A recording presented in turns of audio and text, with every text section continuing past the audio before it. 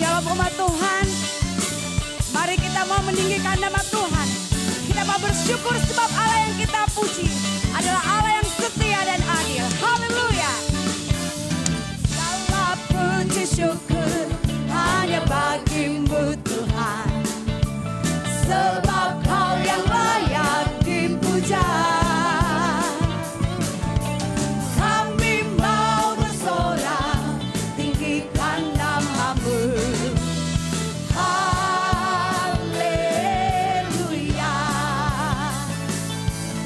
Segala puji syukur hanya bagimu Tuhan, sebab Kau yang layak dipuja.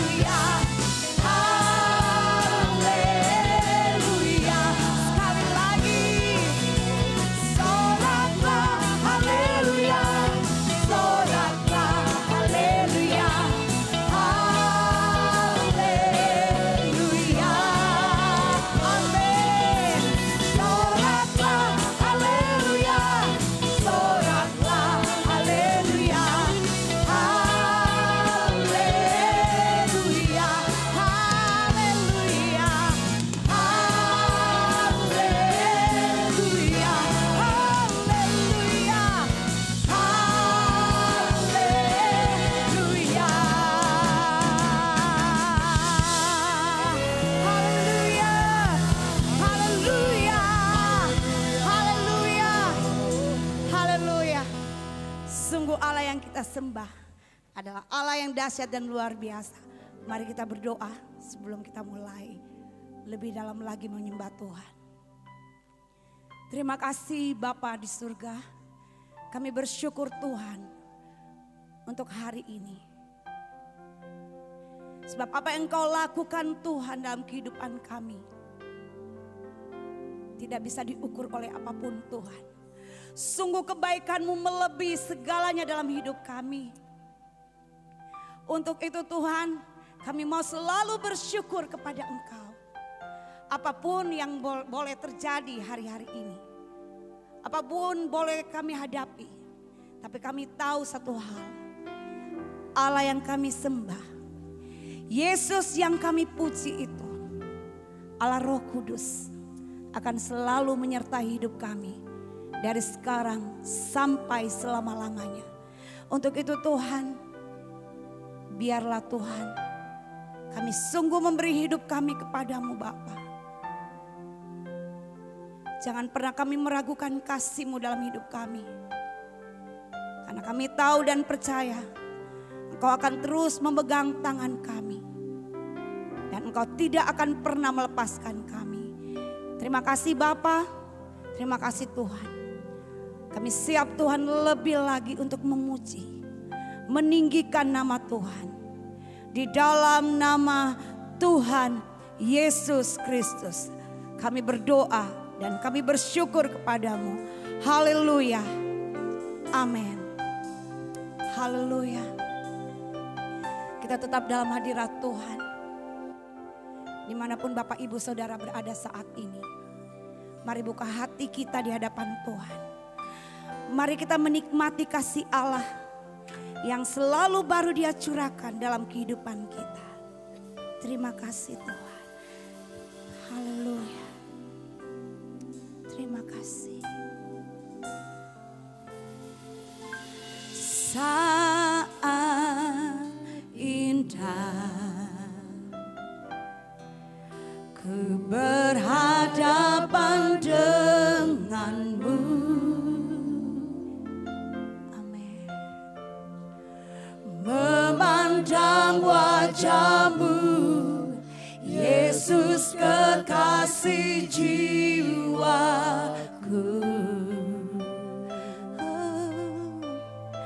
Bawa kami Tuhan, bawa daku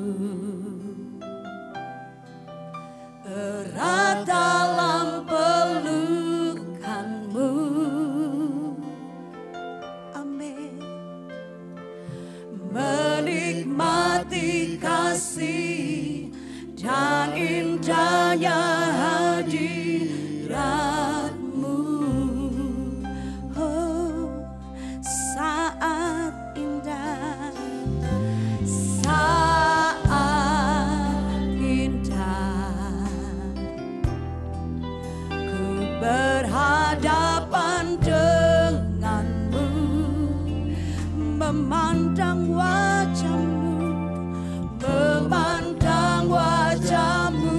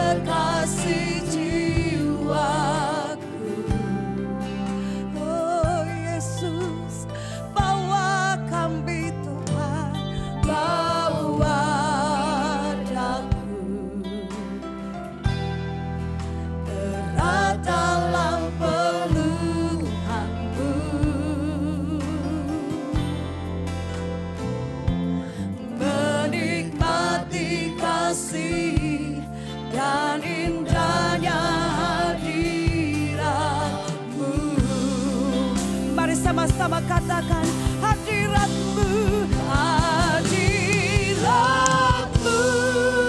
Tuhan, ku rasakan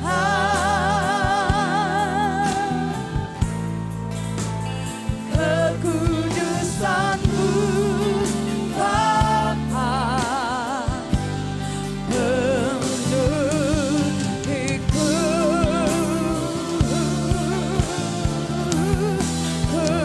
rindu selalu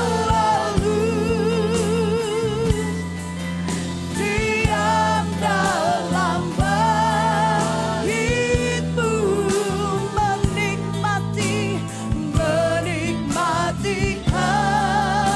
kasih. Amin. Anugerah-Mu, hadirat-Mu, hadirat-Mu Tuhan, kami rasakan Tuhan. Biar kekudusan-Mu memenuhi setiap kami Tuhan. Kekudusan-Mu Bapa, amin, penuhiku,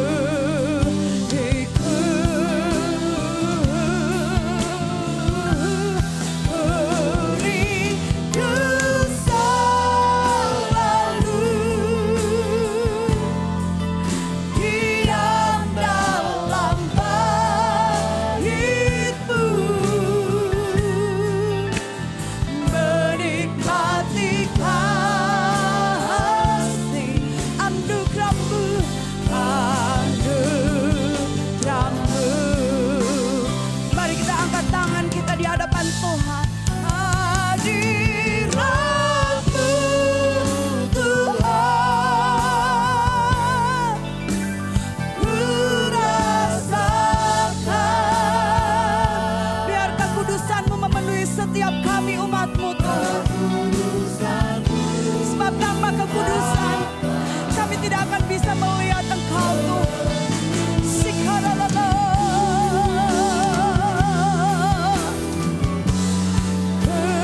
Rindu selalu diam dalam bait-Mu, amin, menikmati kasih. Anugerah-Mu, anugerah-Mu, menikmati kasih-Mu, menikmati kasih. Anugerah-Mu,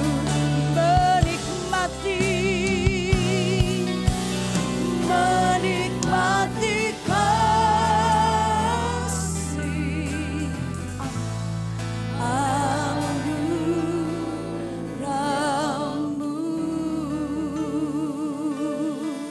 oh Yesus, kami menikmati pribadi-Mu, kami menikmati kasih-Mu, kami menikmati hadirat-Mu.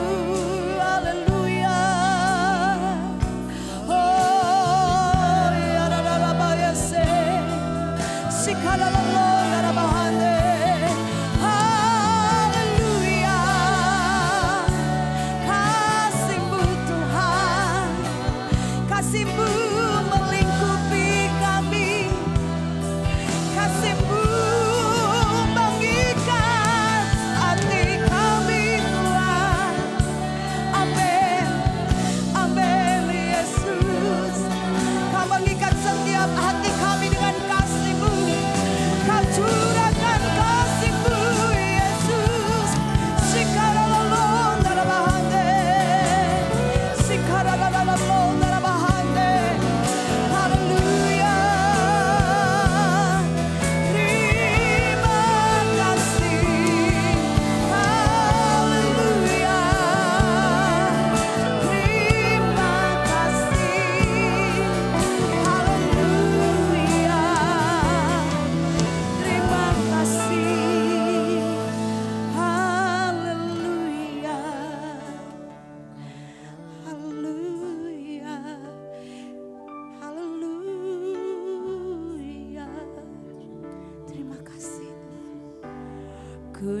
nyanyi Hosana bagi Rajaku yang duduk di tahta. Aku muliakan dan ku agungkan, Kau layak disembah. Ku nyanyi Hosana, nyanyi Hosana bagi Rajaku, bagi Rajaku yang duduk di tahta. Aku muliakan dan ku agungkan, Kau layak disembah.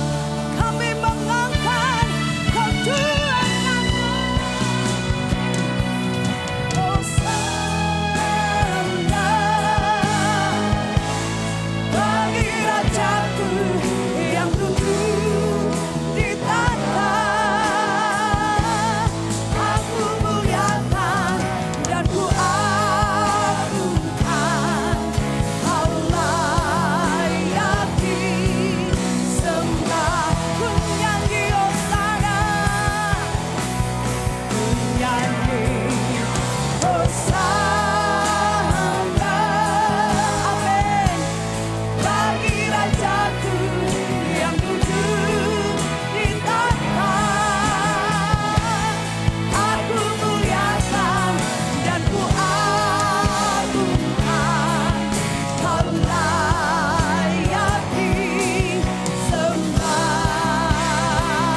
Haleluya. Hosana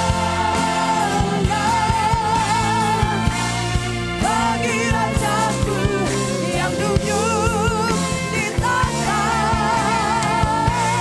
Aku muliakan dan ku agungkan, Kau layak disembah. Ku nyanyi Hosana bagiku, ku nyanyi Hosana bagi Rajaku yang duduk di tahta. Aku muliakan dan ku agungkan, Kau layak disembah. Kau layak disembah. Kau layak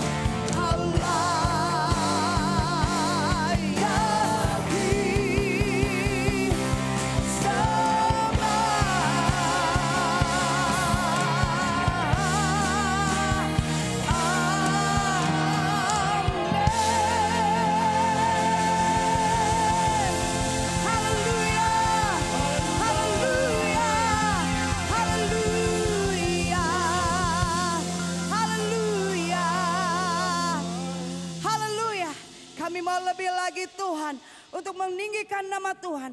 Kami mau lebih lagi untuk bersorak bagi nama Tuhan. Di dalam nama Tuhan Yesus Kristus. Haleluya. Amin. Mari berikan tepuk tangan bagi Allah kita. Haleluya.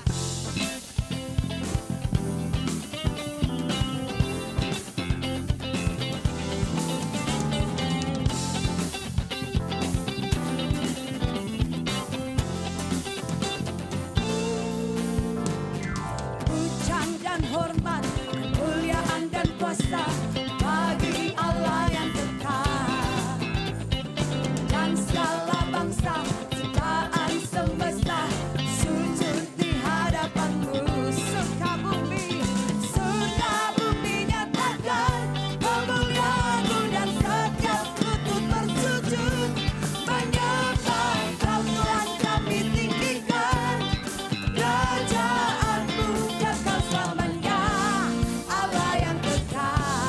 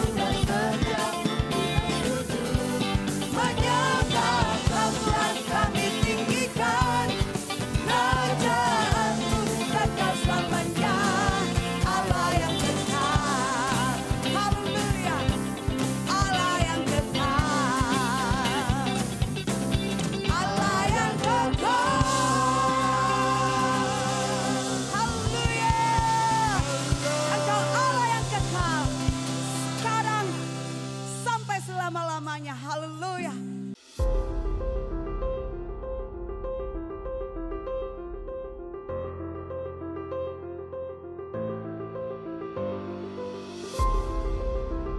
Shalom Jemaat Gereja Petra, Petra News kembali menjumpai Anda untuk minggu ini. Ibadah masih dilakukan di rumah aja. Namun meskipun kita beribadah dari rumah, sikap kita pada saat mengikuti ibadah sama seperti ketika kita beribadah di gereja. Nah, berikut akan kami hadirkan informasi kegiatan Gereja Petra selama sepekan. Ibadah online sepanjang minggu ini dapat Anda ikuti melalui streaming Facebook dengan mengikuti halaman GPT Petra Makassar, juga melalui streaming YouTube Gereja Petra Makassar. Ikuti dan juga subscribe channel tersebut agar Anda tidak ketinggalan notifikasi saat ibadah akan segera dimulai. Di hari Selasa diadakan Petra Women pada pukul 5 sore. Di hari Kamis diadakan mezbah doa pada pukul 7 malam. Di hari Jumat diadakan ibadah PA bersama Bapak Gembala Pendeta Paulus Yeditya, yaitu pada pukul 7 malam. Hari Sabtu diadakan Petra Kids pada pukul 3 sore, Petra Teens pukul 5 sore, dan Petra Youth pada pukul 7 malam. Dan di hari Minggu diadakan ibadah raya yang dimulai pada pukul 7 pagi, yang juga bisa Anda putar kembali di waktu-waktu setelahnya. Satu waktu Tuhan Yesus bilang, saya akan kembali ke Bapa, saya akan mati di salib. Ya, mulut sedih. Susah. Tuhan bilang, jangan susah, jangan sedih. Tuhan hibur. Karena kalau aku kembali ke Bapa, nanti akan diutus penolong yang lain. Itulah Roh Kudus.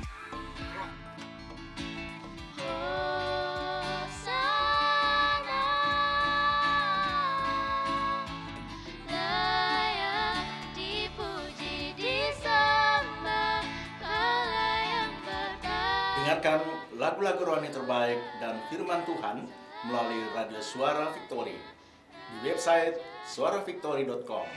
Dari kawasan Gunung Batu Putih Makassar, inilah Suara Victory.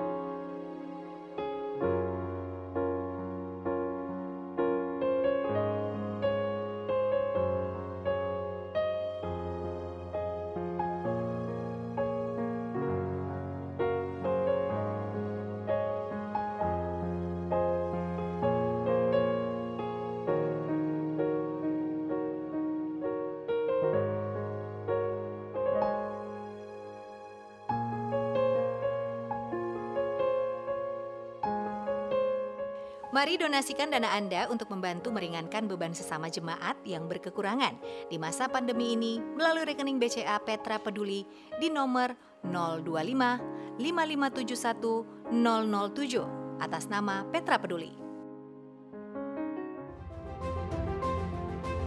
Bagi jemaat yang rindu memberikan persembahan dapat mentransfer melalui rekening BCA di nomor 025 0527 012 atas nama Paulus Yeditya. Dan bagi jemaat yang ingin memberikan persembahan persepuluhan dapat mentransfer melalui rekening BCA di nomor 025 5489 777 atas nama Perpuluhan GPT Petra. Gelas yang saya pegang saat ini mungkin kelihatannya ringan, tapi coba Anda pegang selama 5 menit atau 30 menit, bahkan selama 1 jam. Maka gelas ini akan terasa berat. Sebenarnya masalahnya bukan terletak pada gelas ini ataupun pada kekuatan saya, karena kekuatan manusia itu terbatas. Dalam hidup ini, saat kita menghadapi masalah, mungkin kita merasa kita kuat untuk menghadapinya dengan kekuatan kita sendiri. Tapi ingat, kekuatan manusia itu terbatas. Untuk itu, bersandarlah kepada kekuatan Tuhan yang tidak terbatas. Tema kita untuk bulan ini adalah Grace of Power. Demikian Veteraners, saya Priscilla Rini. Tuhan Yesus memberkati. Terima kasih Tuhan. Saatnya Bapa, kami akan mendengarkan firman-Mu. Yang kami percaya, firman Tuhan adalah kekuatan kami. Masalah, tantangan hidup pasti ada Tuhan. Tapi kami tahu satu hal, kalau kami punya firman Tuhan, kami akan tetap kuat. Karena firman-Mu ya dan amin tidak akan pernah berubah. Engkau akan selalu memberikan jalan keluar bagi kami. Karena Engkau Allah Roh Kudus selalu menyertai kami. Sekarang sampai selama-lamanya Tuhan. Terima kasih. Biar Engkau curahkan kasih-Mu Tuhan bagi setiap umat-Mu. Dimanapun umat-Mu berada Tuhan saat ini. Kalau umat-Mu dalam kelemahan Tuhan, mari Engkau datang dengan kasih-Mu melalui firman-Mu Bapa untuk menguatkan setiap umat-Mu. Terima kasih. Haleluya. Ku rasakan kasih-Mu Tuhan. Ku rasakan kuasa-Mu Tuhan. Ku rasakan kasih kuasa Roh Kudus. Ku rasakan kehadiran-Mu.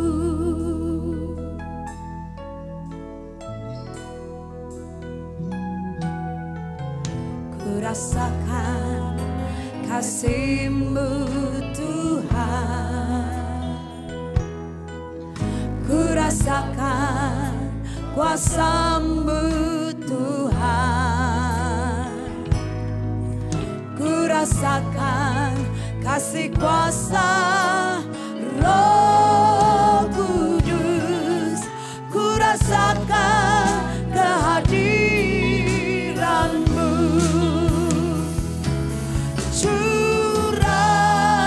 Curahkanlah kuasa-Mu Tuhan. Mujizat terjadi di tempat ini. Curahkanlah kuasa-Mu Tuhan. Mujizat terjadi sekarang ini. Mari terus rasakan kasih Allah dalam hidup kita. Ku rasakan kasih-Mu Tuhan. Kami rasakan. Ku rasakan kuasa-Mu Tuhan. Kami butuh kasih-Mu Yesus. Amin. Roh Kudus. Ku rasakan kehadiran-Mu.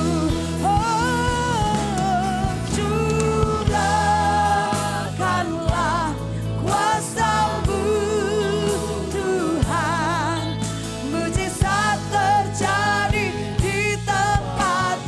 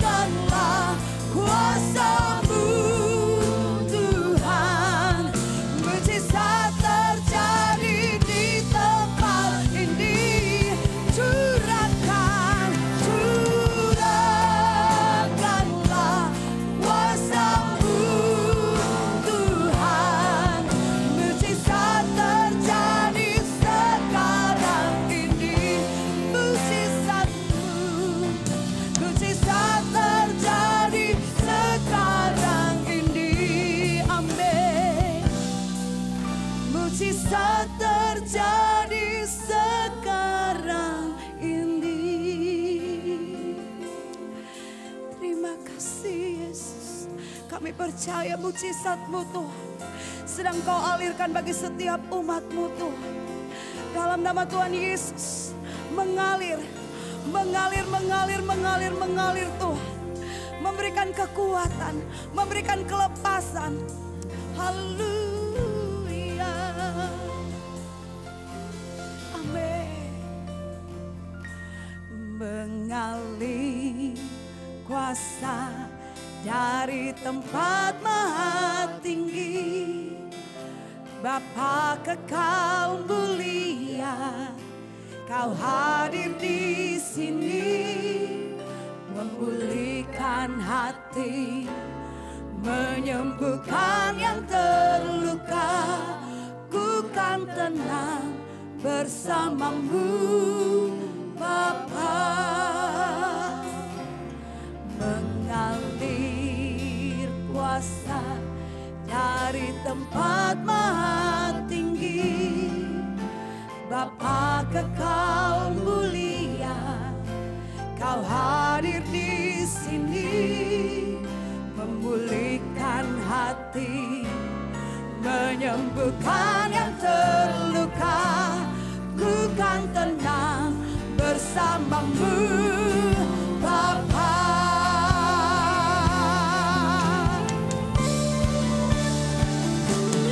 Mengalir kuasa dari tempat maha tinggi, kami percaya Yesus.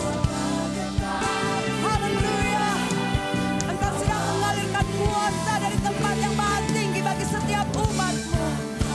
Amin. Menyembuhkan yang terluka, ku kan tenang bersamamu, Bapa. Mengalir kuasa dari tempat maha tinggi, Bapa kekal mulia, Kau hadir di sini, memulihkan hati, menyembuhkan yang terluka.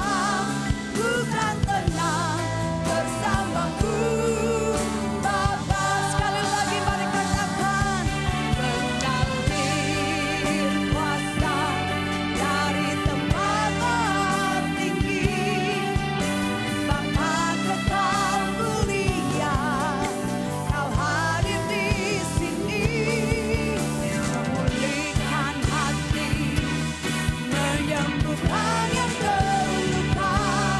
Ku kan tenang bersamamu, Bapa.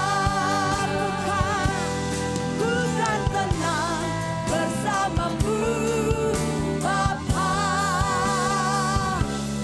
Ku kan tenang bersamamu, Bapa. Haleluya. Haleluya. Terima kasih Tuhan. Terima kasih Tuhan. Saatnya kami akan mendengar firman-Mu. Biarlah Engkau berbicara bagi setiap kami. Karena kami percaya firman-Mu kekuatan kami. Ini doa kami kepadamu. Kami siap mendengarkan firman Allah. Dalam nama Tuhan Yesus. Haleluya. Amin. Salam sejahtera, saya sampaikan kepada seluruh jemaat GPT Petra, dimanapun saat ini saudara sedang mengikuti ibadah online ini, kita meyakini Tuhan ada di tengah-tengah kita. Tuhan ada di rumah saudara masing-masing. Mari setelah kita memuji dan menyembah Tuhan, sekarang saatnya hati kita akan diisi dengan kebenaran firman Tuhan. Pejamkan mata dan kita berdoa. Bapa, dalam nama Tuhan Yesus, hati kami sudah siap untuk ditaburi dengan benih firman Allah. Berbicaralah kepada kami butuh firman-Mu, kami butuh tuntunan-Mu, kami butuh bimbingan-Mu, kami butuh kekuatan dari firman-Mu di masa-masa yang sukar hari-hari ini. Kuasa-kuasa yang bukan dari Tuhan, apapun bentuknya, yang coba-coba mengganggu pemberitaan firman Allah, kami tolak, kami singkirkan dalam nama Tuhan Yesus Kristus. Kami percaya hanya kuasa-Mu dan Roh-Mu yang hidup yang ada di tengah-tengah kami. Berkati semua perangkat yang dipergunakan oleh umat-Mu untuk beribadah secara online pada hari ini. Engkau juga memberkati jaringan internet sehingga semuanya boleh berjalan dengan lancar. Dalam nama Tuhan Yesus Kristus. Haleluya. Amin. Puji Tuhan saudara ya. Nah mari kita akan membuka Alkitab kita dalam 1 Korintus pasalnya yang keempat, ayatnya yang ke-20. 1 Korintus pasalnya yang keempat, ayat 20. Demikian bunyi firman Tuhan. Sebab kerajaan Allah bukan terdiri dari perkataan, tetapi dari kuasa. Ya, power, kuasa. Hari ini saudara kita akan berbicara tentang kingdom power. Kuasa kerajaan. Dikatakan sebab kerajaan Allah bukan terdiri dari perkataan, tetapi dari kuasa. Nah sesuai dengan tema kita bulan Agustus ini, yaitu Grace of Power. Hari ini kita akan belajar tentang kuasa kerajaan. Sebab kalau kita bicara tentang kuasa, itu artinya kita sedang berbicara tentang otoritas yang dimiliki oleh seseorang, otoritas kerajaan yang ada di dalam diri seseorang, kingdom power. Saudara, kita butuh kuasa di hari-hari terakhir ini, di mana kita hidup di masa-masa yang sukar. Bulan kemarin saya sudah sampaikan masa yang sukar dalam pengertian perilous time atau waktu yang berbahaya. Kita sedang hidup di waktu yang berbahaya. Kita membutuhkan kuasa karena kita sedang hidup di medan peperangan. Peperangan rohani saat ini saudara semakin meningkat, ya, semakin dekat dengan kedatangan Tuhan. Peperangannya intensitasnya akan semakin tinggi. Itu sebabnya dibutuhkan kewaspadaan, dibutuhkan sikap yang selalu berjaga-jaga. Roma pasal 8 ayatnya yang ke-35 ya dan seterusnya dikatakan begini, siapakah yang akan memisahkan kita dari kasih Kristus? Penindasan atau kesesakan, atau penganiayaan, atau kelaparan, atau ketelanjangan, atau bahaya, atau pedang? Ya, jadi iblis sekarang ini saudara sedang berusaha untuk memisahkan saudara dan saya dari kasih Kristus, dari kasih Tuhan.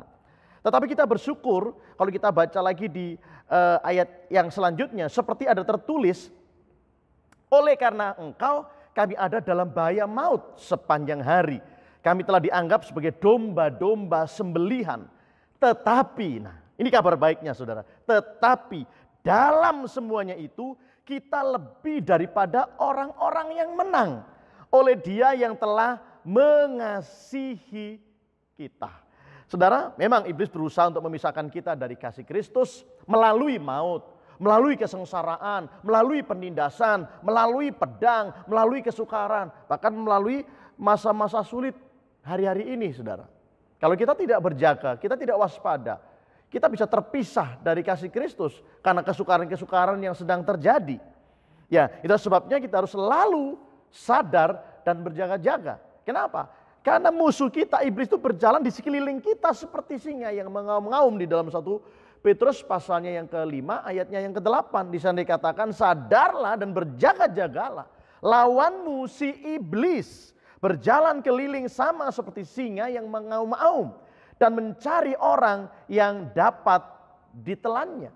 Jadi iblis itu ada di sekeliling kita, saudara. Dia menanti kapan kita lengah, kapan kita tidak berjaga-jaga, kapan kita tidak waspada. Dia bisa datang menyerang kita dan menjatuhkan kita. Itu sebabnya tidak ada pilihan yang lain, saudara. Hidup di hari-hari terakhir ini kita harus betul-betul sadar dan berjaga-jaga. Karena musuh kita itu bukan darah dan daging, melainkan iblis atau setan dengan roh-roh jahatnya. Ya, yang berusaha untuk selalu menyerang, selalu menggagalkan rencana Tuhan di dalam hidup kita. Bahkan iblis selalu berusaha untuk memisahkan kita, menjauhkan kita dari kasih Kristus. Nah, dia ada di sekitar kita. Ingat baik-baik. Iblis itu ada di sekeliling kita seperti singa yang lapar. Tadi kita baca dalam 1 Petrus pasal 5 ayatnya yang ke-8. Bahkan kalau Anda baca dalam 2 Korintus pasal yang ke-11 ayatnya yang ke-14, saudara juga akan menemukan di sana iblis itu bisa menyamar seperti malaikat terang. Kelihatannya baik, ya, tetapi sesungguhnya di balik kebaikan dari iblis itu, saudara, ada rencana jahat. Ada rencana yang busuk, saudara, untuk menjatuhkan kita. Nah, iblis juga bisa berdiam loh di dalam diri seseorang, di dalam diri manusia, untuk menggagalkan rencana Tuhan di dalam kehidupan kita. Nah, sesungguhnya iblis bisa tinggal di mana? Mari kita lihat ya, iblis itu bisa berdiam di dalam diri manusia, menguasai hati dan pikiran manusia, menguasai mulutnya seseorang, untuk menggagalkan rencana Tuhan di dalam setiap kehidupan kita. Yang pertama, kalau kita pelajari Alkitab kita, iblis pernah masuk ke dalam dirinya Petrus untuk kelihatannya membela Tuhan, tetapi sebetulnya dia berusaha untuk menggagalkan rencana agung, misi penyelamatan yang akan dilakukan oleh Tuhan Yesus. Dalam Matius pasalnya yang ke-16, ayatnya yang ke-23 dikatakan begini, maka Yesus berpaling dan berkata kepada Petrus, "Enyahlah iblis, engkau suatu batu sandungan bagiku. Sebab engkau bukan memikirkan apa yang dipikirkan Allah, melainkan apa yang dipikirkan manusia." Kelihatannya Petrus hendak membela Tuhan Yesus, tetapi sesungguhnya tanpa dia sadari, iblis sedang memakai mulutnya Petrus untuk menghalangi rencana penyalipan. Ya, Petrus berusaha menghindarkan Tuhan Yesus dari salib. Saudara, jika dalam hati kita ada keinginan untuk lari dari salib, sekali lagi ya, untuk lari dari salib, sesungguhnya hati kita sedang dipengaruhi oleh kuasa kegelapan, dipengaruhi oleh iblis, supaya kita meninggalkan salib, kita lari dari salib. Kalau kita lari dari salib, saudara, tidak ada penderitaan, tidak akan ada kemuliaan. Kita lari dari salib, itu artinya kita sedang lari dari kasih-Nya Tuhan. Karena salib itu lambang, bahkan bukti dari kasih Kristus kepada saudara dan saya. Kemudian iblis juga bisa masuk di dalam diri seorang yang bernama Ananias dan Safira. Dalam Kisah Rasul pasalnya yang ke-5 ayat yang ke-3. Tetapi Petrus berkata, "Ananias, mengapa hatimu dikuasai iblis? Sehingga engkau mendustai Roh Kudus dan menahan sebagian dari hasil penjualan tanah itu." Saudara, kita tahu bahwa Ananias dan Safira, sepasang suami istri ini, menjual ladang mereka. Dan kemudian mereka menahan sebagian hasil penjualan ladang itu. Dan kemudian saudara, Ananias menyerahkan hasil penjualan ladang itu di kaki para rasul dan berkata begini, "Ini semua hasil penjualan ladang kami yang kami persembahkan untuk pelayanan kerasulan." Ya, para rasul tahu, diberitahu oleh Roh Kudus bahwa Ananias menahan sebagian hasil penjualan itu. Tetapi dia berkata, "Ini hasil semua penjualan kami persembahkan untuk pelayanan kerasulan." Letak kesalahannya di mana? Apakah salah dia menahan sebagian, mempersembahkan hanya sebagian untuk pelayanan kerasulan? Tidak salah. Ya, tidak salah. Kesalahannya adalah Ananias berdusta. Tentu Tuhan tidak memaksa, para rasul juga tidak pernah memaksa. Jual semua ladangmu dan semua hasil penjualanmu persembahkan untuk pelayanan kami para rasul. Tentu tidak. Para rasul tidak pernah memaksa jemaat umat yang pada waktu itu untuk mengorbankan harta mereka. Nggak pernah ada paksaan. Terserah mereka mau mempersembahkan seluruhnya, setengahnya, seperempatnya, atau tidak mempersembahkan sama sekali, itu tidak menjadi paksaan. Jadi letak kesalahan dari Ananias dan juga istrinya Safira itu bukan terletak pada berapa banyak yang dipersembahkan, tetapi kejujurannya di dalam mempersembahkan untuk pelayanan pekerjaan Tuhan. Itulah yang menjadi letak kesalahannya. Semua hasil penjualannya, kalau dia nggak mau persembahkan juga nggak masalah. Dia nggak salah di hadapan Tuhan. Kalau dia mau persembahkan seperempat, juga tidak salah, setengah juga tidak salah. Salahnya adalah karena Ananias berdusta. Dia berkata, "Inilah hasil penjualan tanah kami persembahkan untuk pelayanan para rasul." Tapi rasul-rasul tahu, karena Roh Kudus memberitahu bahwa Ananias sedang berdusta. Ya, jadi Ananias sedang dikuasai oleh iblis. Di dalam dirinya Ananias sedang ada apa? Roh iblis, bukan Roh Kudus, saudara. Kalau orang itu di dalam hatinya ada Roh Kudus, nggak akan berdusta dong. Kalau ada Roh Kudus tidak akan berbohong. Ya, jadi jangan ngaku saudara penuh Roh Kudus, tapi kalau hidupmu penuh dengan kebohongan. Jangan ngaku hidupmu penuh dengan Roh Kudus, tetapi dusta sana, dusta sini, tipu sana, tipu sini. Ya, tidak mungkin. Roh Kudus yang ada dalam diri kita itu akan membuat kita berdusta. Jadi saat itu Ananias termasuk juga istrinya Safira, keduanya sepakat untuk berdusta. Sehingga apa yang terjadi dengan Ananias dan Safira? Wah, mengerikan saudara. Mereka, Ananias lebih dulu ketika dia berdusta, kemudian langsung mati saat itu juga. Kemudian ketika istrinya pulang ditanya, dites sama para rasul. Ya, apa betul ini semua hasil penjualan ladangmu? Oh betul. Ya, orang-orang baru saja menguburkan mayat suamimu. Ya, kamu berdua sepakat untuk mendustai Roh Kudus. Sekarang juga, ya, langsung apa yang terjadi? Safira ikut mati, saudara. Jadi suami istri ini mati, saudara, pada waktu dia memberikan persembahan, karena persembahan itu disertai dengan kebohongan, disertai dengan dusta. Jadi jangan sampai saudara kita kehidupan kita diwarnai dengan kebohongan atau dengan dusta. Sebab itu pertanda kalau kita masih hidup di dalam kebohongan dan hidup di dalam dusta, itu pertanda kita sedang dikuasai oleh roh jahat, oleh roh iblis. Karena iblis itu pendusta. Bahkan bapak dari segala dusta. Kalau Anda baca dalam Yohanes pasal 8, ayat yang ke-44, iblislah yang menjadi bapamu dan kamu ingin melakukan keinginan-keinginan bapamu. Ia adalah pembunuh manusia sejak semula dan tidak hidup dalam kebenaran sebab di dalam dia tidak ada kebenaran. Apabila ia berkata dusta, ia berkata atas kehendaknya sendiri. Sebab ia adalah pendusta dan bapa segala dusta. Jadi kalau orang itu suka berdusta, anaknya siapa, saudara? Bukan anak Tuhan dong. Ya, masa anak Tuhan kerjanya berdusta? Masa anak Tuhan kerjanya berbohong? Memangnya Tuhan pembohong? Bapak kita? Tidak. Kalau orang itu suka berdusta, orang itu suka berbohong, itu anaknya iblis. Ini kita berkata, sebab iblis itu pendusta dan bapa segala dusta. Ya, jadi tanya sama sebelah kiri kanan saudara, keluarga saudara, kamu anaknya siapa? Ya, kalau kamu anak Tuhan, kamu tidak akan berbohong. Kalau kamu ngaku anak Tuhan, kamu tidak akan berdusta. Karena kalau berdusta itu anaknya iblis. Loh, ini loh firman Tuhan. Ya, saya hanya meneruskan saja apa yang tertulis dalam Yohanes pasal 8 ayatnya yang ke-44 ini, saudara. Ya, jadi iblis itu bisa masuk di dalam diri seseorang. Tadi bisa masuk dalam dirinya Petrus. Ya, sehingga Petrus berusaha menghalang-halangi rencana Tuhan untuk disalibkan. Nah, kalau Tuhan nggak disalibkan, saudara, binasa semua kita ini. Jadi iblis itu berusaha untuk menggagalkan rencana Tuhan dalam hidup kita.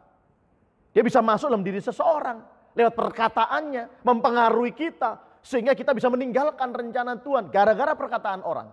Ya, makanya kita harus punya filter setiap kali mendengar perkataan orang, bahkan nasihat orang sekalipun kita harus punya filter. Apa betul ini nasihatnya dari Tuhan atau bukan?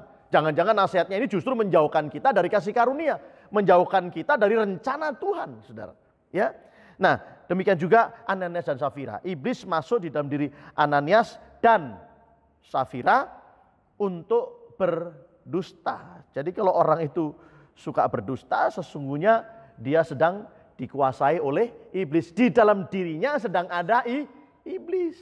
Ya, jadi iblis itu bukan hanya ada di sekeliling kita, tetapi juga bisa ada di dalam diri kita, saudara. Kalau kita suka berdusta, iblis ada di dalam diri kita. Dan sebabnya kita harus selalu sadar, waspada dan berjaga-jaga, dan kita harus punya kuasa untuk bisa menang melawan tipu daya iblis ini, untuk melawan tipu muslihat iblis ini. Nah, sekarang kita akan melihat kunci untuk menang melawan iblis. Apa kuncinya? Kita harus punya kuasa.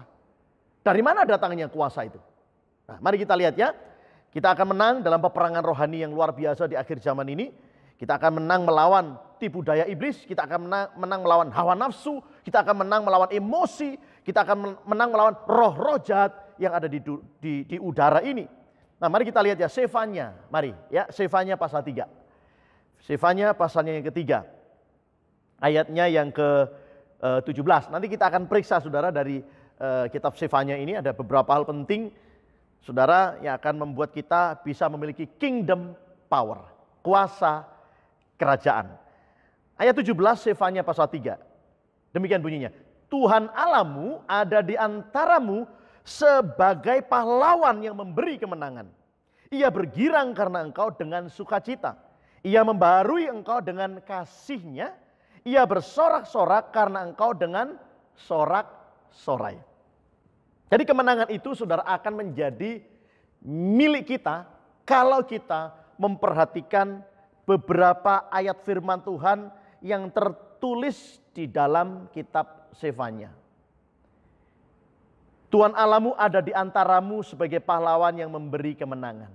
Memang iblis juga ada di sekeliling kita untuk mempengaruhi kita, untuk menelan kita, menerkam kita. Kalau kita nggak waspada, nggak berjaga-jaga, kalau kita nggak punya kekuatan atau kuasa untuk melawan iblis itu. Tetapi ada kabar baik di sini, Tuhan juga ada di antara kita. Ya, Tuhan Allahmu ada di antaramu. Jadi bukan hanya iblis saja yang ada di sekeliling kita yang menunggu kelengahan kita, tetapi Tuhan juga ada di sekeliling kita, di sekitar kita untuk memberikan kemenangan kepada kita. Ini kabar baik, saudara. Ya, sebab itu jangan takut dengan pekerjaan iblis yang mungkin setiap saat bisa menyerang kita. Karena Tuhan juga menyertai kita. Dia ada di antara kita sebagai pahlawan yang memberi kemenangan.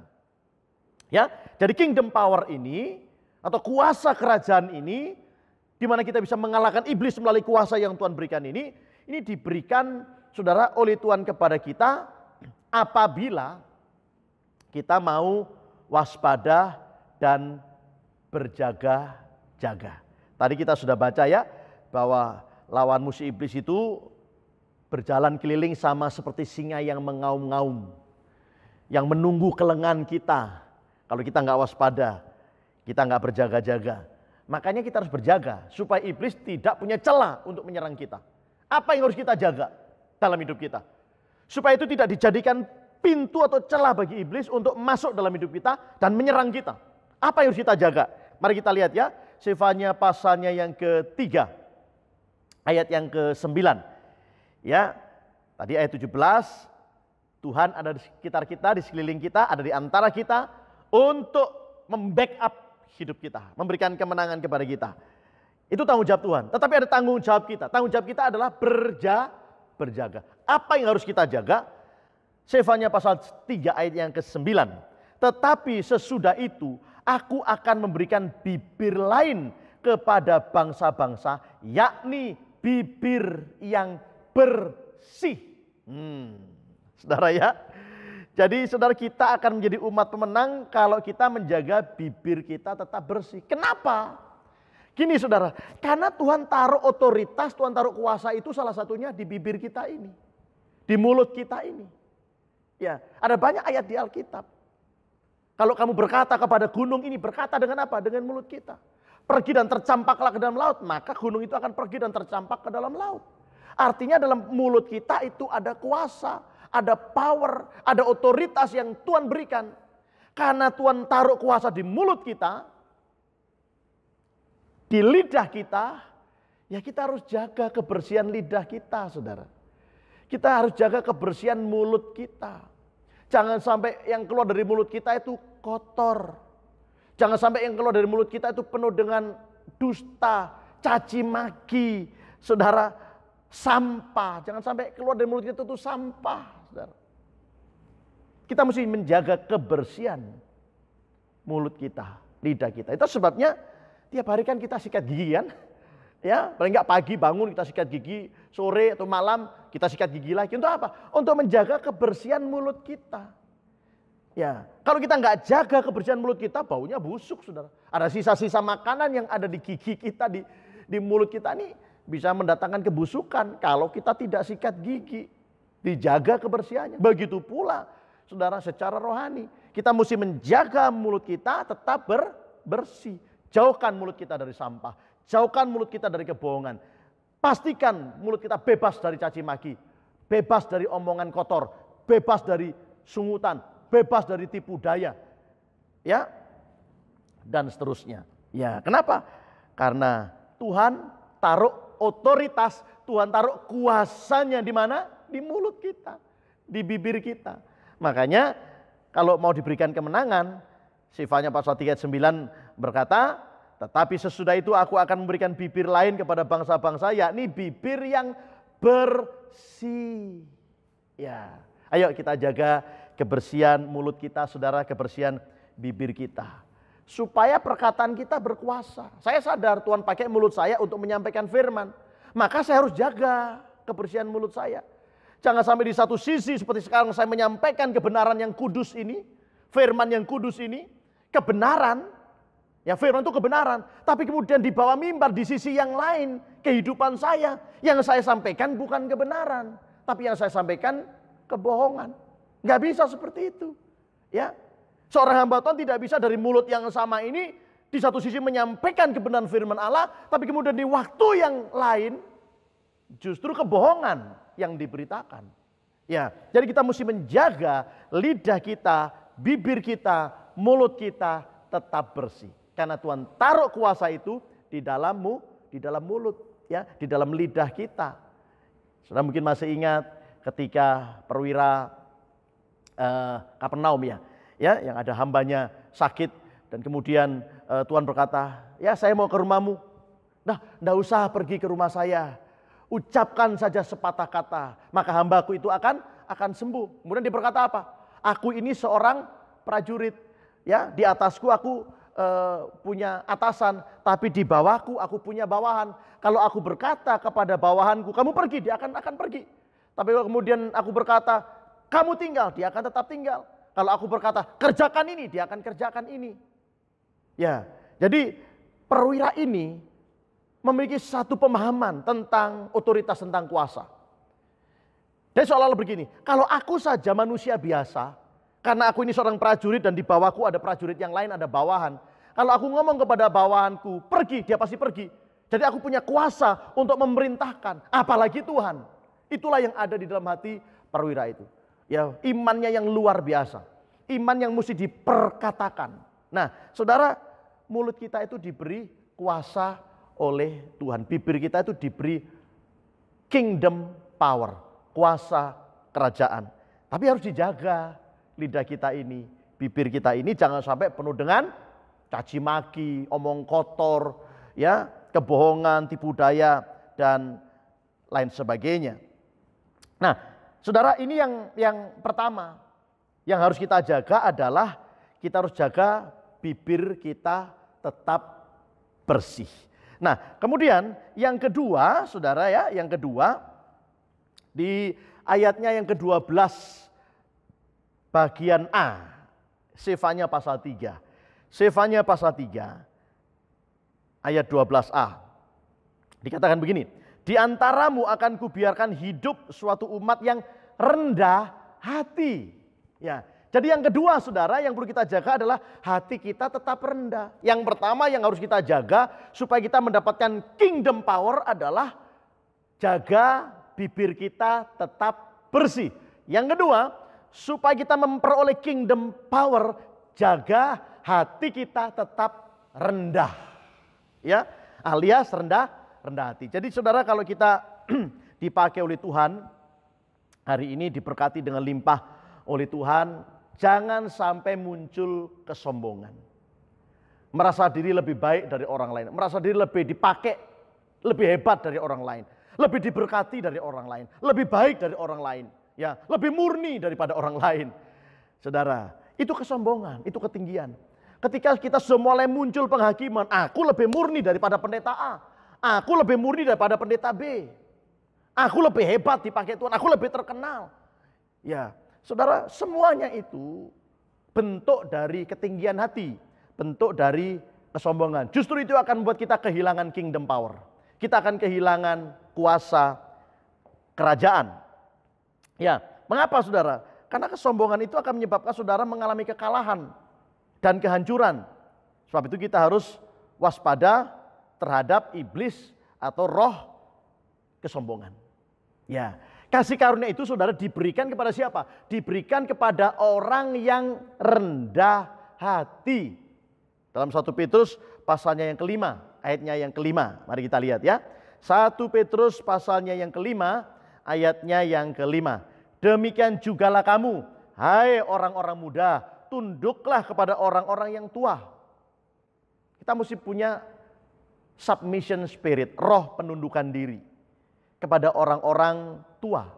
Jangan suka melawan orang tua. Hei anak muda, ya jangan lawan orang tuamu. Ya, hai para pengerja, jangan melawan pemimpinmu, gembalamu. Hai para pekerja, jangan lawan siapa? Majikanmu.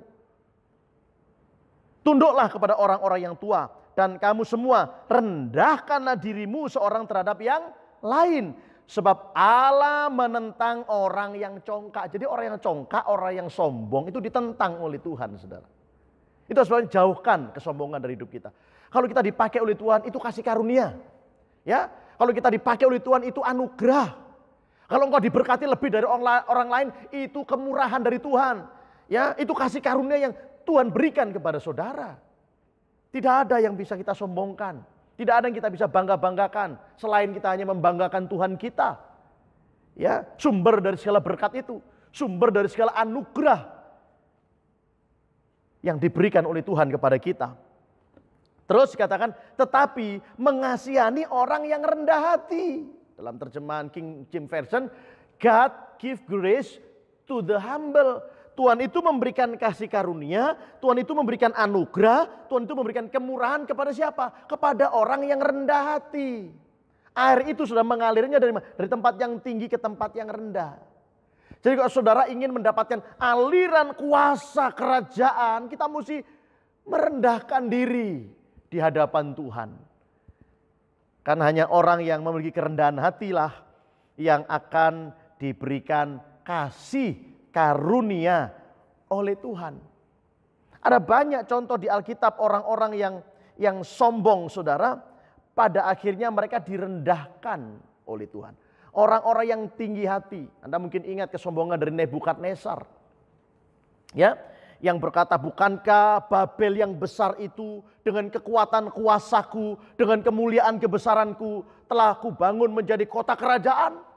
Ya, kesombongan dari Raja Nebukadnezar. Dan apa yang terjadi, saudara? Raja ini direndahkan serendah-rendahnya. Kesombongan Nebukadnezar menyebabkan dia direndahkan oleh Tuhan. Sampai serendah-rendahnya. Dia harus kehilangan istana. Dia tinggal di antara hewan. Serta makan rumput seperti lembu, kata Alkitab. Tetapi setelah beberapa waktu lamanya, dia menyadari kesalahannya. Dia menyadari kesombongannya. Dia menyadari keangkuhannya. Ya, selama ini dia berpikir semuanya ini bisa berhasil karena saya. Ya, gereja ini kalau bukan aku yang membangun, nggak mungkin bisa terbangun. Woi, saudara, hati-hati.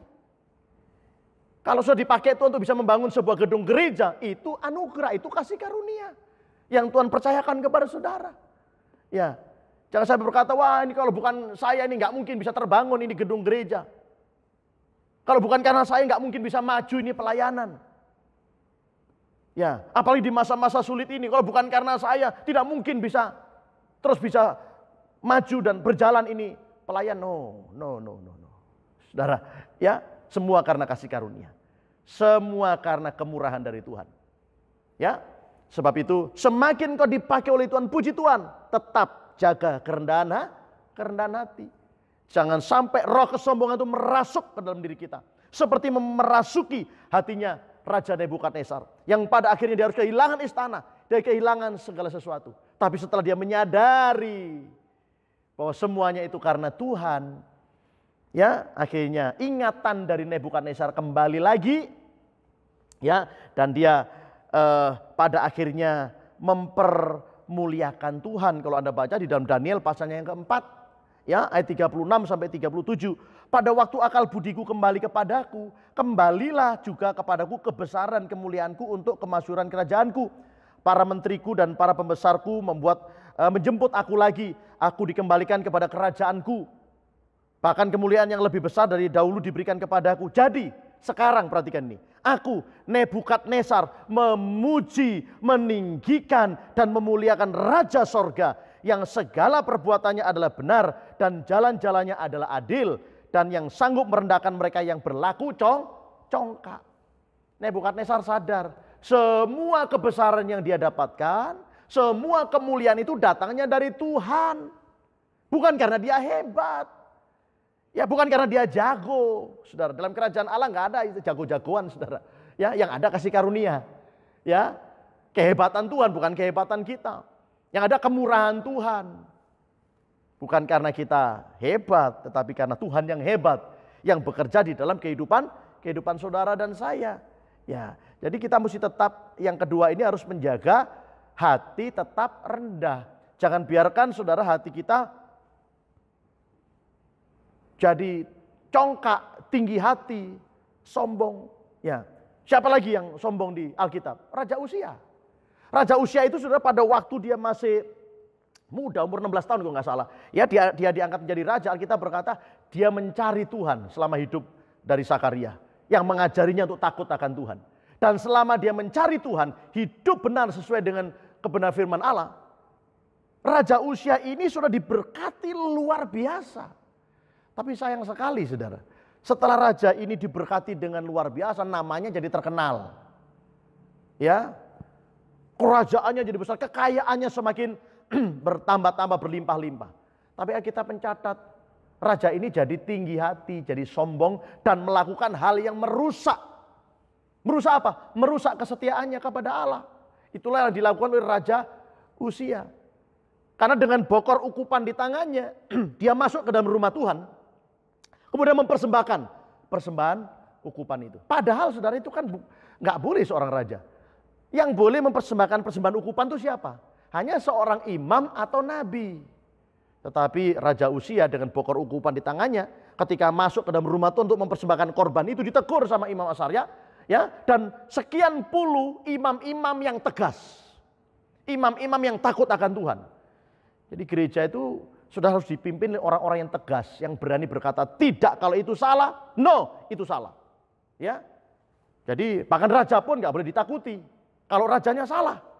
Ya, jadi Raja Uzia salah, nggak boleh mempersembahkan, dia yang mempersembahkan. Dia mau mengambil alih tugasnya imam.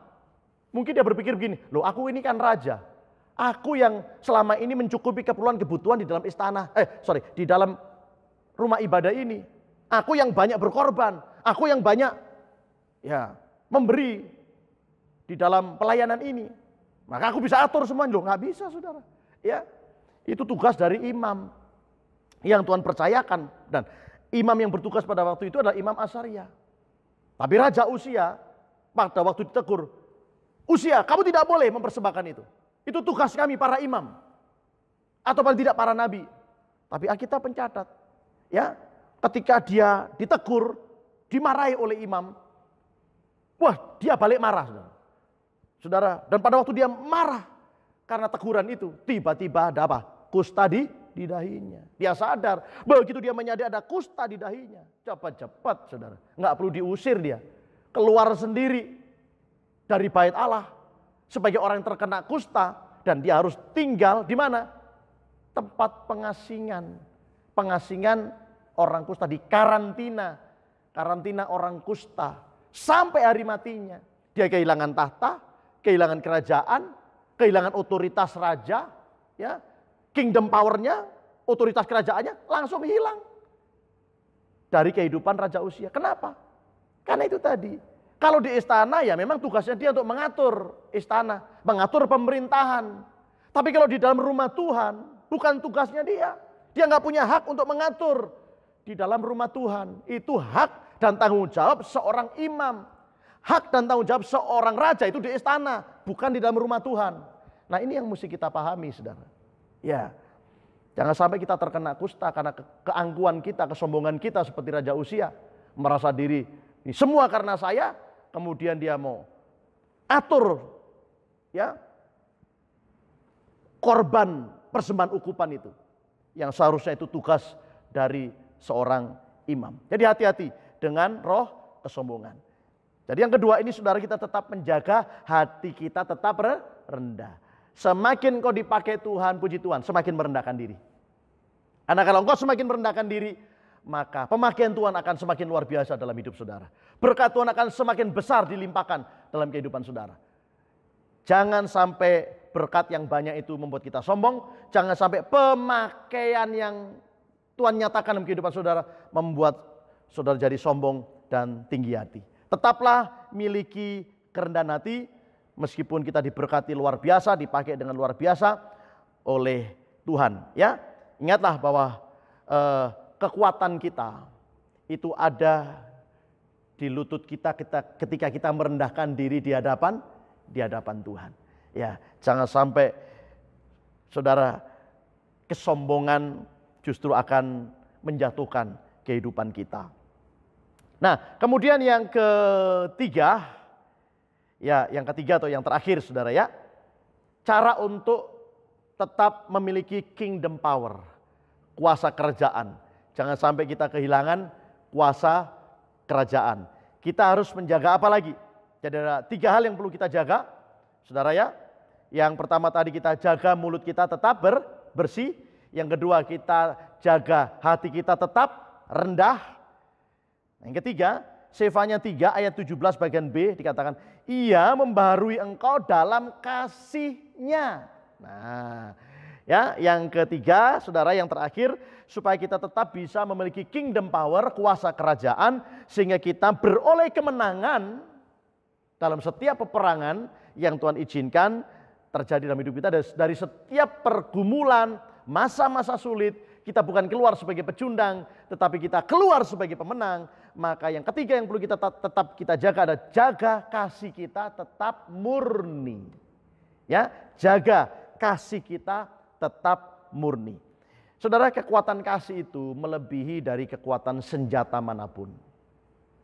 Ya, Tuhan menegakkan kerajaannya di muka bumi ini bukan dengan pedang. Tapi Dia menegakkan kerajaannya di muka bumi ini, saudara, dengan kasih. Kasih-Nya yang agung, kasih-Nya yang tulus, kasih-Nya yang murni. Ini loh saudara, yang akan membuat kita tetap tinggal di dalam kerajaannya. Ingat ya, segala sesuatu akan digoncangkan kata Ibrani. Tetapi kalau kita tinggal di dalam kerajaan Allah, itu kerajaan yang tidak tergoncangkan. Ya, tapi caranya ya harus menjaga. Jangan sampai kita keluar dari kerajaan. Kita harus tetap tinggal di dalam kerajaan, karena hanya kerajaan Allah yang tidak tergoncang. Sekarang bangsa-bangsa digoncangkan dengan munculnya pandemi COVID-19 ini kan. Goncang, perekonomian goncang. Ya, Korea Selatan sekarang sedang masuk dalam jurang resesi yang dalam.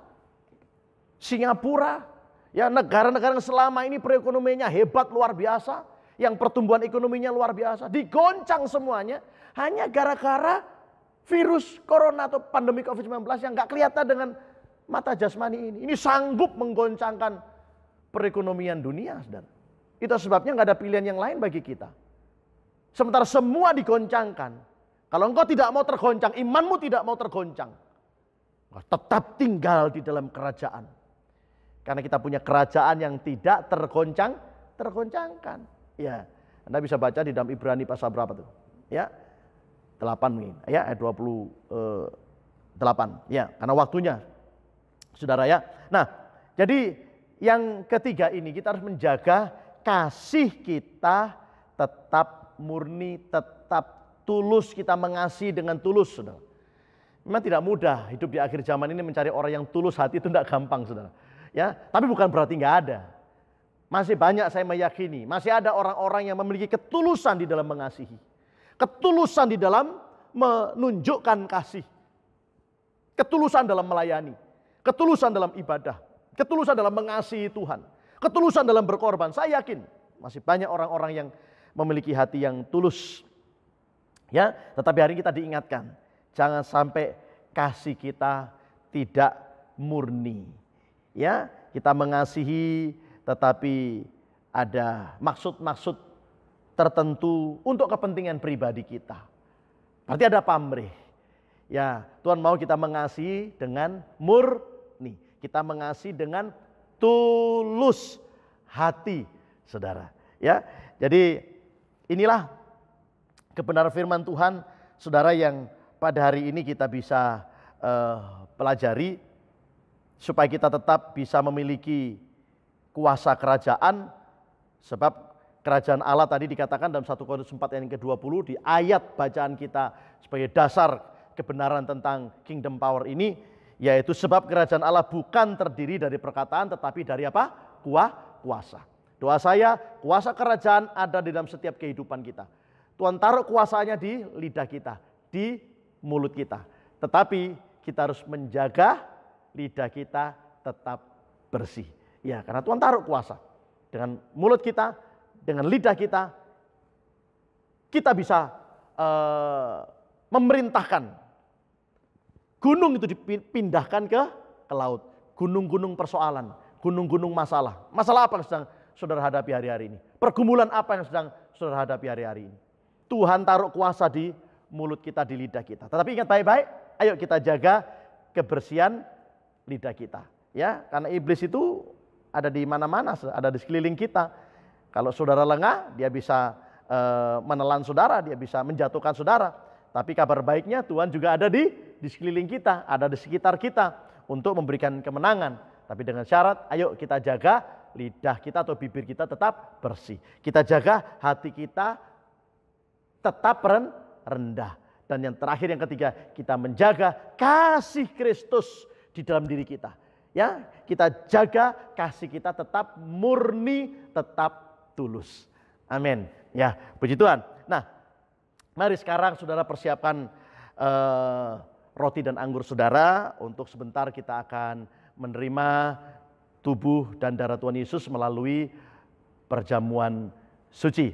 Tetapi sebelum kita terima perjamuan suci, saya undang, ayo semuanya bangkit berdiri di rumah saudara masing-masing. Kita berdoa lebih dulu, kita bersyukur untuk firman Tuhan yang sederhana ini, ya seberapa yang sudah bisa tangkap kebenaran firman Tuhan ini. Mari ya kita berdoa, pejamkan mata sejenak. Bapa, dalam nama Tuhan Yesus kami bersyukur firman-Mu sudah disampaikan. Dan apa yang sudah disampaikan kami percaya tidak akan pernah kembali dengan sia-sia. Meteraikan firman-Mu dalam setiap hati kami. Dan mampukan kami untuk kami melakukannya. Supaya kami tetap tinggal di dalam kuasa kerajaan. Kami tetap memiliki kingdom power itu. Kami tetap memiliki otoritas kerajaan itu, kuasa kerajaan itu. Sehingga kami boleh Tuhan memperoleh kemenangan demi kemenangan di masa-masa yang sukar ini. Di mana Engkau izinkan gerejamu, umatmu menghadapi masa-masa yang sulit karena pandemi COVID-19 ini. Kami percaya kami semuanya bisa melewati masa sulit ini bersama-sama dengan Tuhan. Karena Tuhan sudah taruh otoritas dan kuasa di dalam setiap kehidupan kami. Kami percaya hari ini kalau ada yang lemah sudah diberikan kekuatan oleh Tuhan. Kalau ada yang sakit, bilur-bilur-Mu yang menyembuhkan umat-Mu. Bahkan kalau ada yang bimbang ragu di antara mereka, melalui kuasa firman-Mu Tuhan meneguhkan. Terima kasih Bapa. Ini doa kami, ini ucapan syukur kami di dalam nama Tuhan Yesus Kristus. Haleluya. Amin. Baik saudara, sekarang saatnya kita akan menerima tubuh dan darah Tuhan Yesus melalui perjamuan suci. Kita bersyukur Tuhan masih memberikan kita kesempatan pada hari ini untuk kita boleh menerima tubuh dan darahnya. Karena tubuh dan darah Yesus ini, saudara, merupakan wujud dari kasih yang terbesar, kasih yang ajaib. Bahkan dari tubuh dan darah Tuhan Yesus inilah mengalir kuasa kerajaan. Ya, mari persiapkan tubuh Tuhan, pegang dengan tangan kanan saudara dan taruh darah anggur dengan tangan kiri saudara. Kita berdoa. Bapa, dalam nama Tuhan Yesus, Engkau berkati roti dan anggur yang ada di tangan kami. Sehingga roti dan anggur ini bukan lagi sebagai roti dan anggur biasa, tetapi sungguh-sungguh akan menjadi tubuh dan darah dari Tuhan Yesus sendiri, yang sesaat lagi akan menyatu dengan tubuh dan darah kami. Kami bersyukur Tuhan, karena Engkau masih memberikan kami kesempatan untuk kami boleh menerima tubuh dan darah-Mu melalui perjamuan suci pada hari ini. Kami pandang salib-Mu. Karena di atas salib-Mu, Engkau sudah mengorbankan nyawa-Mu bagi kami. Membuktikan kasih yang terbesar itu. Kasih yang murni, kasih yang tulus, bahkan kasih yang rela berkorban. Mari pandang salib Tuhan Yesus. Lihat tadi atas kayu salib, tubuh Tuhan Yesus hancur. Bahkan wajahnya hampir tidak dikenali lagi. Kalau hari-hari ini saudara sedang mengalami pencobaan, ketahuilah bahwa pencobaan-pencobaan yang kamu alami ialah pencobaan-pencobaan yang biasa, yang tidak melebihi kekuatanmu. Sebab Allah kita adalah Allah yang setia. Itu sebabnya Dia tidak akan pernah membiarkan kita dicobai melampaui kekuatan kita. Pada waktu engkau dicobai, atau pada waktu engkau masuk dalam pencobaan itu, Tuhan sudah menyediakan jalan keluar kepada saudara. Sehingga kita bisa menanggung dan memikul setiap pencobaan oleh karena anugerahnya. Karena itu saudara-saudaraku yang kekasih, jauhilah penyembahan berhala. Aku berbicara kepadamu sebagai orang-orang yang bijaksana. Pertimbangkanlah sendiri apa yang aku katakan. Mari pandang salib Tuhan Yesus dan angkat tubuhnya lebih tinggi dari kepala kita. Bukankah roti yang kita pecah-pecahkan adalah persekutuan dengan tubuh Kristus? Engkau percaya, engkau yakin? Ini adalah tubuh dari Tuhan Yesus. Makanlah dengan iman. Dalam nama Tuhan Yesus Kristus.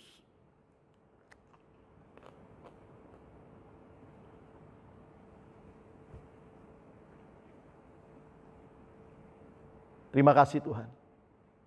Tubuh-Mu sudah menyatu dengan tubuh kami.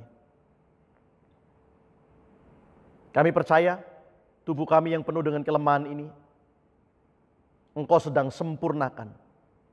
Sampai saatnya nanti kami memiliki tubuh kemuliaan. Seperti yang Tuhan miliki. Mari angkat cawan yang berisi darah Tuhan Yesus ini. Cawan ini adalah perjanjian baru. Inilah darah yang sudah menebus kita. Inilah darah yang sudah membebaskan kita, mengampuni kita. Karena tanpa penumpahan darah tidak ada pengampunan dosa. Dengan darah ini kita bukan hanya diampuni, tetapi juga disucikan, dibersihkan oleh Tuhan. Itulah sebabnya mari kita baharui perjanjian kita dengan Tuhan. Angkat cawan ini lebih tinggi dari kepala kita. Dan pandang salib Tuhan Yesus.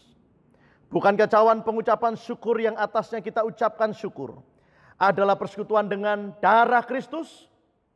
Engkau yakin, kau percaya ini darah Tuhan Yesus yang sudah membebaskan kita, menyelamatkan kita, mengampuni kita, menyucikan kita? Mari minum dengan iman. Dalam nama Tuhan Yesus Kristus. Oh, terima kasih Tuhan. Mari angkat kedua belah tangan saudara, sembah Dia. Terima kasih Tuhan, terima kasih Tuhan. Terima kasih Tuhan. Tubuh dan darah-Mu sudah menyatu dengan tubuh dan darah kami. Kami percaya Tuhan, saat ini Engkau sedang mengerjakan sesuatu yang baru dalam hidup kami. Engkau sedang membaharui hati kami. Engkau sedang membaharui pikiran kami. Engkau sedang membaharui perkataan dan perbuatan kami Tuhan. Dalam nama Tuhan Yesus Kristus. Terima kasih untuk kesempatan hari ini. Pujian penyembahan kami sudah naikkan di hadapan-Mu. Firman kami sudah dengarkan. Tuhan, bahkan tubuh dan darah dari Tuhan Yesus juga sudah menyatu dengan tubuh dan darah kami. Dan jikalau sesaat lagi umat-Mu, kami akan memberikan korban persembahan kami. Tuhan Yesus, Engkau berkati. Baik persembahan persepuluhan, persembahan untuk misi, persembahan untuk operasional pelayanan kami. Tuhan, baik yang dikumpulkan oleh anak-anak-Mu di rumah mereka masing-masing, di dalam ibadah online pada hari ini, maupun yang mereka yang akan mengirimkan melalui transfer rekening di gereja kami. Tuhan, kiranya Engkau buka tingkap-tingkap di langit, curahkan berkat-Mu dengan limpah. Kami percaya tidak ada lagi jemaat yang berkekurangan, melainkan semuanya akan diberkati dan menjadi berkat. Bapa, dalam nama Tuhan Yesus kami bersyukur, kami berterima kasih karena Tuhan sudah memberkati ibadah online kami pada hari ini.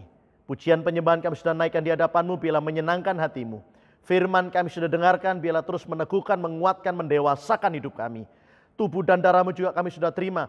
Biarlah tubuh dan darah-Mu terus menyatu dengan tubuh dan darah kami, mematikan manusia lama kami, sehingga kami boleh hidup di dalam kebenaran. Bahkan mujizat demi mujizat akan terjadi dalam setiap kehidupan kami. Persembahan kami sudah berikan, Tuhan, baik persembahan persepuluhan, persembahan misi, persembahan operasional pelayanan kami. Tuhan Yesus, buka tingkap di langit dan curahkan berkat-Mu dengan limpah. Dalam nama Tuhan Yesus Kristus. Terima kasih Bapa, kami berdoa untuk orang tua rohani kami, untuk Bapak dan Ibu Gembala kami. Tuhan, Engkau terus nyatakan kemurahan-Mu. Kasih karunia-Mu Engkau terus tambah-tambahkan dalam nama Tuhan Yesus Kristus. Maka seluruh staf penggembalaan Tuhan, Engkau memberkati seluruh sidang jemaat, Engkau memberkati bahkan pelayanan di seluruh cabang-cabang GPT Petra di seluruh Indonesia. Engkau juga memberkati di dalam nama Tuhan Yesus Kristus. Tadakan tangan saudara. Terimalah segala berkat anugerah dari Allah Bapa, Anak dan Roh Kudus. Diberkatkan kepada kita semuanya mulai saat ini sampai selama-lamanya. Diberkatilah kita semua, diberkatilah nikah dan rumah tangga kita, diberkatilah anak cucu kita, diberkatilah pelayanan dan pekerjaan kita, diberkatilah bisnis saudara, perusahaan saudara, toko-toko saudara, pabrik-pabrik saudara, karir saudara, semuanya diberkati oleh Tuhan. Dan apapun yang kau lakukan dengan tanganmu, dibuat berhasil oleh Tuhan. Diberkatilah kota Makassar, bangsa kita Indonesia diberkati oleh Tuhan dalam nama Tuhan Yesus Kristus. Engkau berikan hikmat kepada presiden sampai kepada Tuhan aparat yang paling rendah sekalipun. Berikan mereka hikmat sehingga boleh menangani Tuhan Yesus pandemi COVID-19 ini. Sehingga secara perekonomian juga bisa tertangani dengan baik di dalam nama Tuhan Yesus Kristus. Terima kasih Tuhan. Mari pulanglah dan jadilah berkat, jadilah jawaban, jadilah garam dan terang dimanapun kau berada, mulai saat ini sampai Tuhan Yesus datang menjemput kita dalam nama Tuhan Yesus Kristus. Haleluya. Amin. Puji Tuhan, Tuhan memberkati. Shalom, sampai bertemu dalam ibadah selanjutnya. Kita sudah mendengarkan firman Allah. Dan biarlah kita tetap kuat di dalam Tuhan. Di dalam kekuatan kuasanya. Mari sekali lagi kita berikan tepuk tangan bagi Allah kita. Haleluya. Mau selalu bersyukur.